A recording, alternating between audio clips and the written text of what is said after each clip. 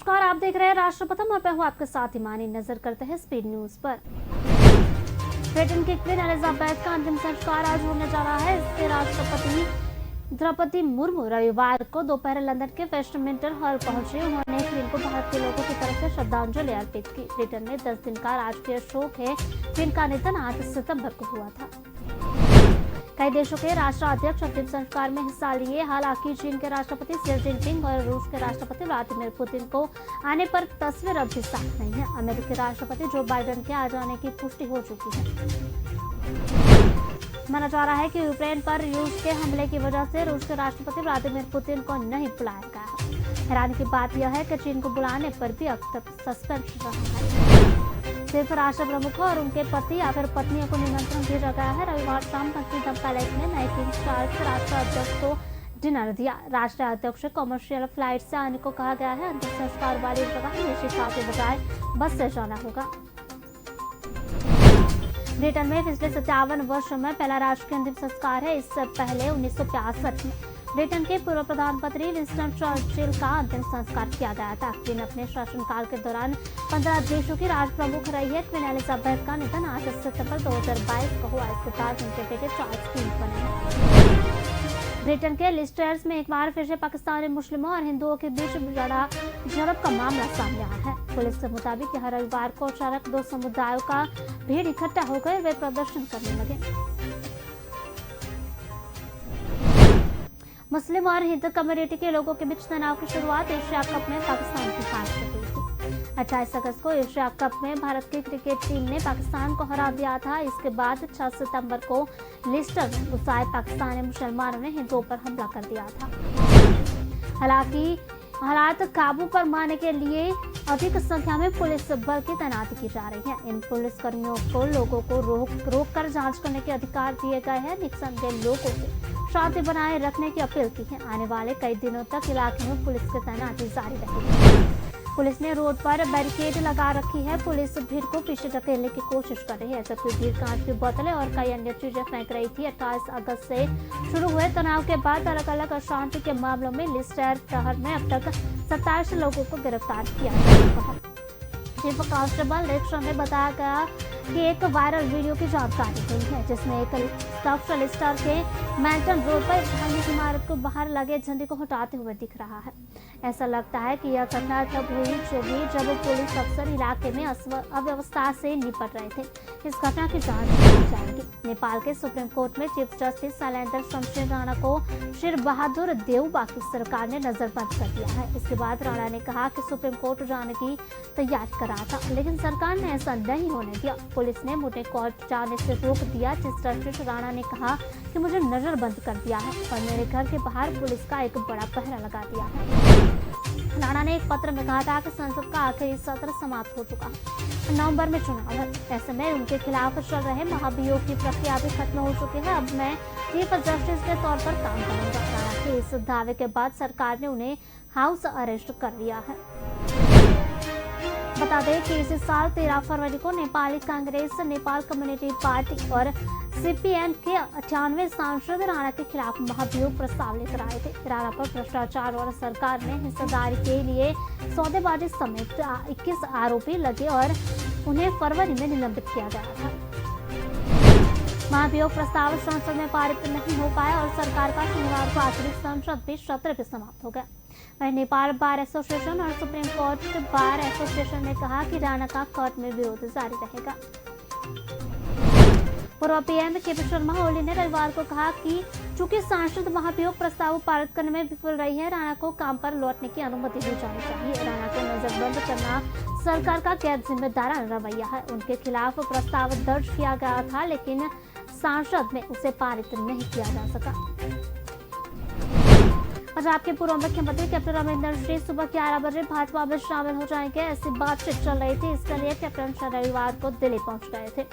उनके साथ बेटा रणइंदर सिंह, बेटी जयंत कौर, मुक्तसर की पूर्व विधायक करण कौर और भतौर से पूर्व विधायक निर्मल सिंह भी बीजेपी ज्वाइन करेंगे। कैप्टन अपनी पार्टी पंजाब लोक कांग्रेस को विलय भी भाजपा करेंगे। इससे पूर्व कैप्टन ने कई साथी भाजपा ज्वाइन कर चुके हैं। भाजपा पंजाब में पार्टी के पुनर्गठन की तैयारी में है, क्योंकि वर्तमान भाजपा प्रदेश प्रधान अश्विनी शर्मा का कार्यकाल खत्म होने वाला है। ऐसे में पंजाब लोक कांग्रेस का बीजेपी में विलय होने के बाद पार्टी नेतृत्व कैप्टन और उनके करीबियों को पंजाब में अहम जिम्मेदारियां सौंप सकता है। कैप्टन अमरिंदर सिंह ने पिछले साल नवजोत सिद्धू के मुद्दे पर कांग्रेस हाईकमान के साथ हुए टकराव के बाद पंजाब के सीएम पद से इस्तीफा देने के साथ ही कांग्रेस पार्टी छोड़ दी थी। उसके बाद उन्होंने Punjab block Congress PLC party बनाई। कैप्टन अमरिंदर सिंह की पीएलसी के भाजपा के विलय की चर्चाओं ने इस समय जोर पकड़ा, जब कैप्टन ने महीने भर पहले दिल्ली में केंद्रीय गृह मंत्री अमित शाह से तकरीबन पौने घंटे तक मीटिंग की। हालांकि मीटिंग के दौरान कैप्टन ने बाहर निकलकर पंजाब के ब्लॉक कांग्रेस के बीजेपी के विलय संबंधी सवाल को नकारते हुए इसे केवल अटकलें बताया था। इसके बाद 30 अगस्त को अमरिंदर सिंह ने प्रधानमंत्री नरेंद्र मोदी से मुलाकात की। पीएम के साथ मीटिंग के बाद कैप्टन ने ट्विटर पर लिखा था कि प्रधानमंत्री नरेंद्र मोदी के साथ मुलाकात करके पंजाब के विभिन्न मुद्दों पर चर्चा करके राज्य और देश की सुरक्षा के लिए संयुक्त रूप से काम करने का संकल्प लिया, जो हम दोनों के लिए हमेशा सर्वोपरि रहा है और रहेगा। मोहाली के चंडीगढ़ यूनिवर्सिटी में पढ़ने वाली 60 से ज्यादा छात्राओं के वीडियो वायरल करने के मामले में स्टूडेंट्स का धरना रात 1:30 बजे खत्म हुआ। रूपर रेंज के डीआईजी गुरप्रीत भुल्लर और मोहाली के डीजी अमित तलवार ने भरोसा दिया कि उनकी सभी मांगे मानी जाएगी। इस मामले में आरोपी 2 युवकों को हिमाचल पुलिस ने देर रात गिरफ्तार कर लिया है। इनमें लड़की ने जिस युवक की तस्वीरें दिखाई थी उसे शिमला में ढाली से पकड़ा गया था, उसका नाम पंकज वर्मा है। वहीं दूसरे आरोपी सनी मेहता को रोहतक से अरेस्ट किया गया है।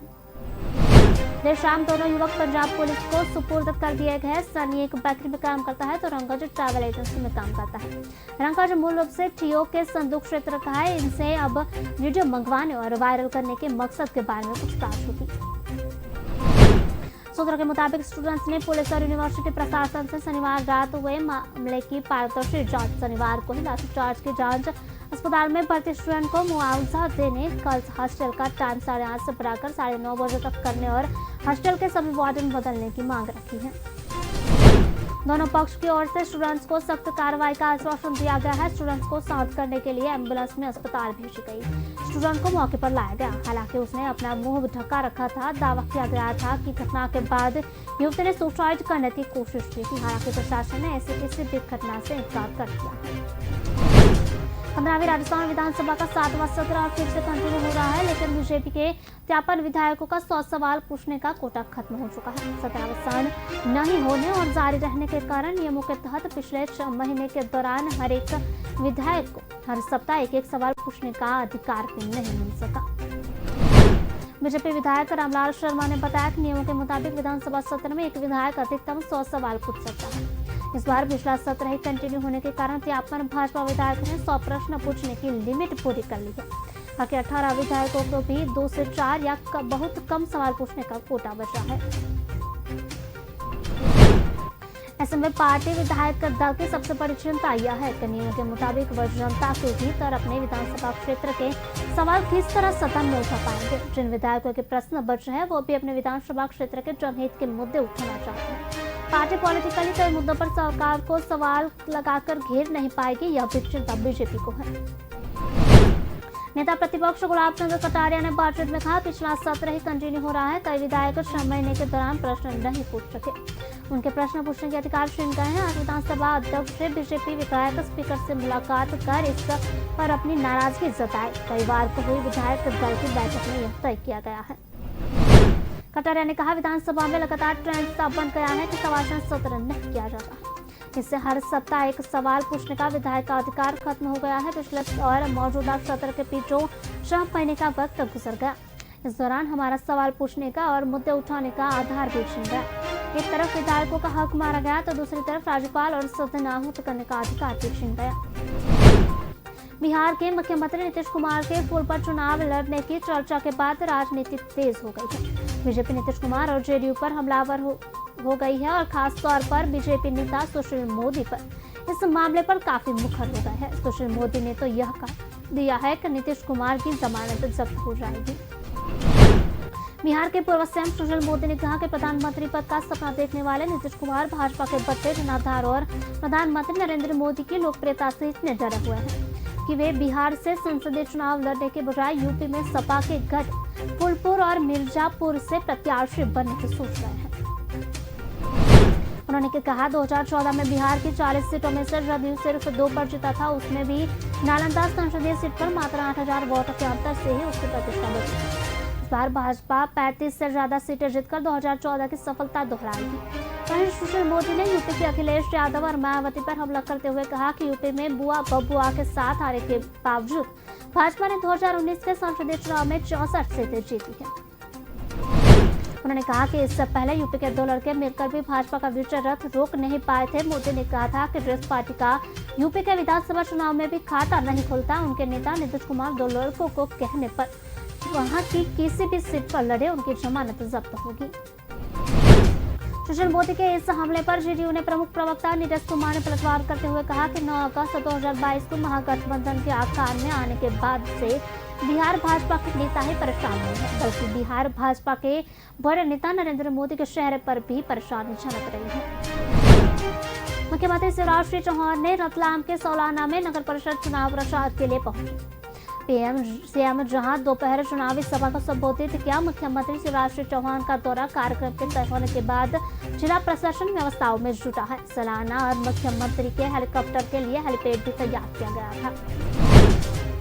शिवराज सिंह दोपहर 1:45 बजे सलाना पहुंचे, जहां मुख्यमंत्री सबसे पहले सलाना पैलेस में कैक्टस गार्डन जाने का कार्यक्रम था, जिसके बाद मुख्यमंत्री आमसभा को संबोधित किया, जहां भाजपा समर्थित पार्षद उम्मीदवारों को समर्थन में प्रचार करेंगे। गौरतलब है कि सौलाना नगर परिषद पर इससे पूर्व कांग्रेस का कब्जा जा रहा है।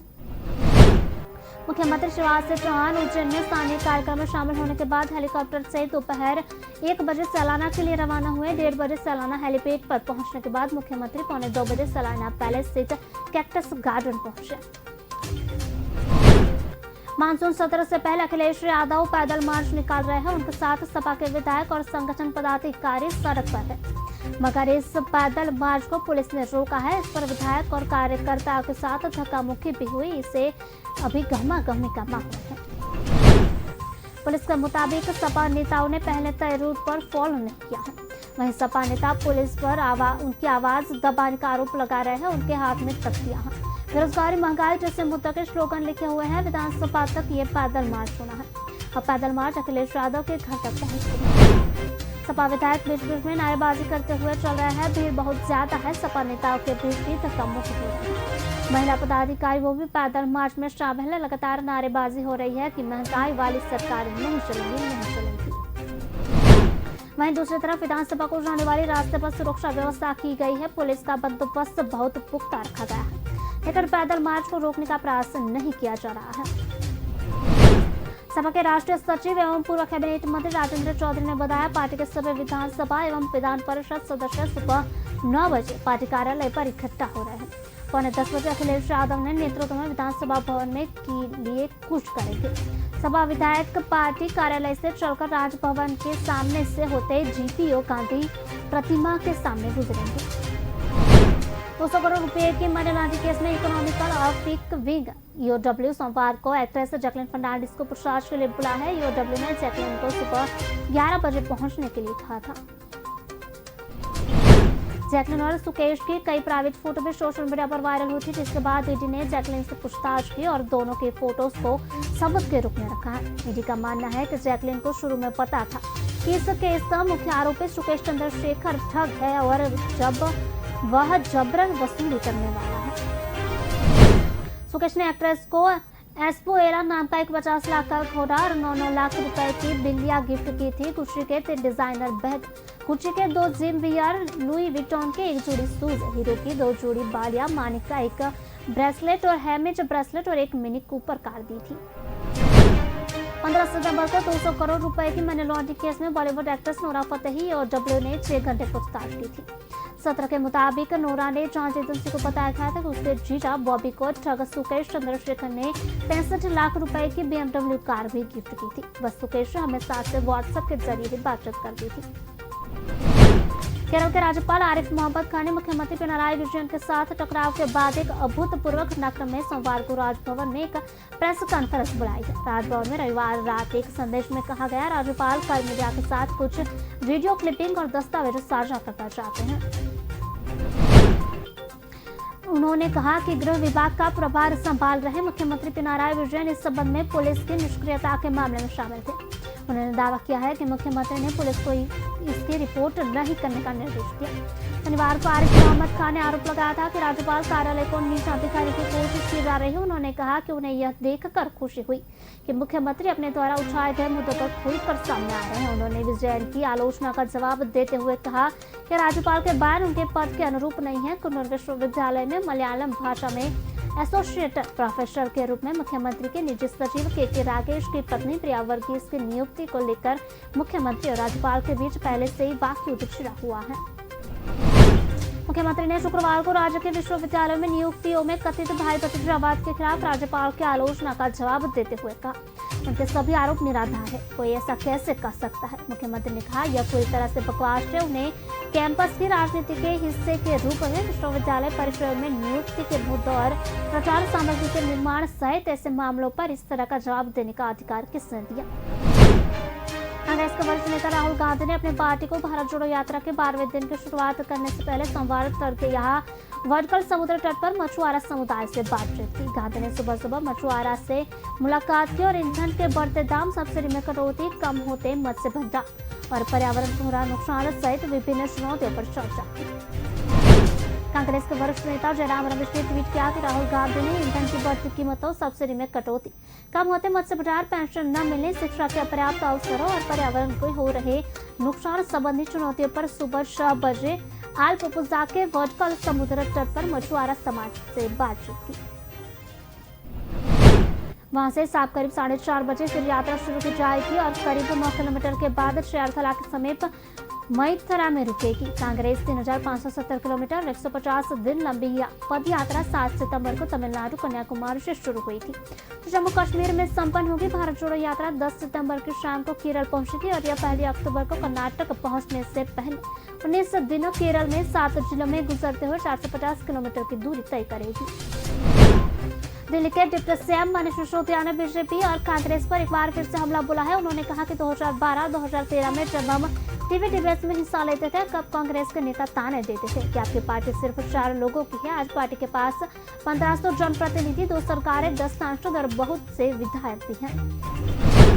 सुप्रीम कोर्ट ने आज नागरिकता संशोधन कानून को चुनौती देने वाली याचिकाओं पर सुनवाई करेगा। इस मामले में 200 से ज्यादा याचिकाएं लंबित है। इस पर चीफ जस्टिस चूरू ललित और जस्टिस रविंद्र भट्ट की पीठ एक साथ सुनवाई करेगी। 12 सितंबर को सुप्रीम कोर्ट में इस मामले को लेकर सुनवाई होनी थी, लेकिन समय की कमी की वजह से इसे टाल दिया गया था। सीए के खिलाफ याचिकाओं पर पहली बार 18 दिसंबर 2019 को सुनवाई हुई थी। आखिरी बार 15 जून 2021 को हुई थी। देश में 2 साल पहले सीए कानून बना तो था, लेकिन देश भर में इसका विरोध हुआ। दिल्ली का शहनबाग इलाका इस कानून के विरोध से जुड़े आंदोलन को केंद्र बिंदु बनाया था। कानून में अफगानिस्तान, बांग्लादेश और पाकिस्तान से आए हिंदू, सिख, बौद्ध, जैन, पारसी और ईसाई धर्म के प्रवासियों के लिए नागरिकता कानून के नियम आसान बनाए गए। इससे पहले नागरिकता के लिए 11 साल भारत में रहना जरूरी था, इस समय घटाकर 1 से 6 साल कर दिया गया है। 11 दिसंबर 2019 को राज्यसभा में नागरिकता संशोधन विधेयक 2019 के पक्ष में 125 और खिलाफ में 99 वोट पड़े थे। अगले दिन 12 दिसंबर 2019 को राष्ट्रपति को मंजूरी मिल गई। 2016 में नागरिकता संशोधन विधेयक 2016 पेश किया गया था। इसमें 1955 के कानून में कुछ बदलाव किया जा रहा था। ये बदलाव थे भारत के 3 मुस्लिम पड़ोसी देश बांग्लादेश, पाकिस्तान और अफगानिस्तान से आए गैर मुस्लिम शरणार्थियों को नागरिकता देना। 12 अगस्त 2016 को इसे संयुक्त संसदीय कमेटी के पास से भेजा गया। कमेटी ने 7 जनवरी 2019 को रिपोर्ट सौंपी थी। फिलहाल बुलेटिन में बस इतना ही। विस्तार से खबरें पढ़ने के लिए आप हमारी वेबसाइट का भी प्रयोग कर सकते हैं। हमारा वेब का पता है www.kalamkartavya.com। हमारी कलम ही हमारा कर्तव्य है। इसी उद्देश्य के साथ आप खबरों को राष्ट्रपथम के साथ देखते रहिए। नमस्कार।